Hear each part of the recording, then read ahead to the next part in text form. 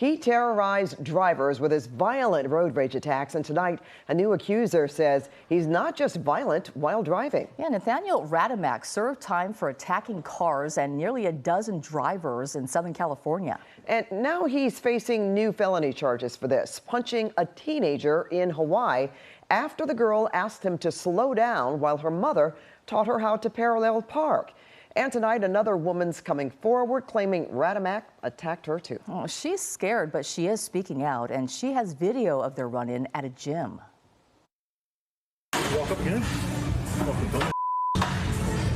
Say that again. I walked past the machine he was using, and he came up behind me and said, "Hey, do me a favor, don't walk past my machine when I'm using it again." And I was so taken aback, so I just said, "Don't talk to me like that."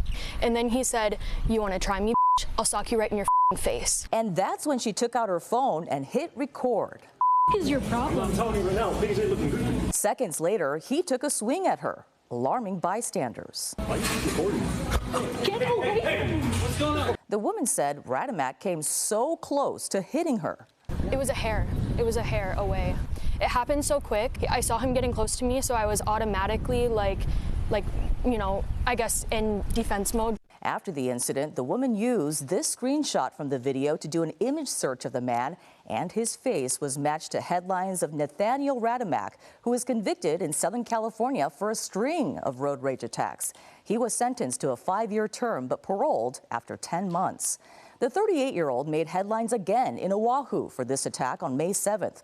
Court records show he assaulted 2 women on a street. I heard somebody say slow down or hey, and then a few seconds later I saw the car make a U-turn and come back, and then I saw the guy go across the street and reach into the car and looked like it punched her. On Monday, Radimak appeared in court on unrelated charges. He's also facing 3 felonies for the May 7th attack. I wanted him to be caught, and I did not want him to hurt another woman because I knew it was just a matter of time.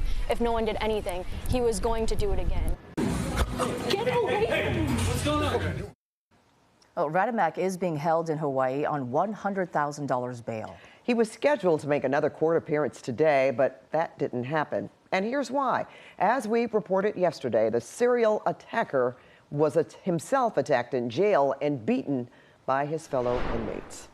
Well, Mike Rogers on the desk, you have been doing some digging tonight. So, Mike, could Radimak's parole in California then be revoked because of these new incidents? Yeah, so Pat and Susie, we've been looking into that, and there is a kind of process for all of that. I want to be first off and tell you that in Hawaii, he is not being held on any type of parole violation. So it doesn't appear yet that the state of California has asked the state of Hawaii to hold him on any kind of violation. It's also unclear if he is still actively on parole. He should be, based on the timeline of how long he was in custody and what he was sentenced to, but we are waiting for the California Department of Corrections and Rehabilitation to give us that final confirmation. I do want to show you, though, some previous convictions from Radimak. Radimak has a very long criminal history, 9 different states, as you see there, for all kinds of things: assault, vandalism, elder abuse, criminal threats, stalking, theft, driving without a license. Many of these actually stem back to Hawaii. When I was looking through his court records today, he has a criminal history, all of them involving cars, traffic violations, or what they call traffic crimes, dating back to 2011.